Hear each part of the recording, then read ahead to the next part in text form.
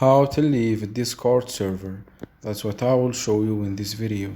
But before we begin, make sure to subscribe to the channel and ring the bell to get notified whenever a new video is uploaded. With that said, let's get started. So go ahead and open up Discord and then click on the server that you want to leave. After that, click on the three dots at the top right corner, and in the edit server profile section you can see all the way at the bottom a red text that says leave server. Click on it and a confirmation box will appear that asks you, are you sure you want to leave this server? Click on the red button that says leave server to confirm, and there you have it. So that was it for this video. That's how you can leave any server in Discord.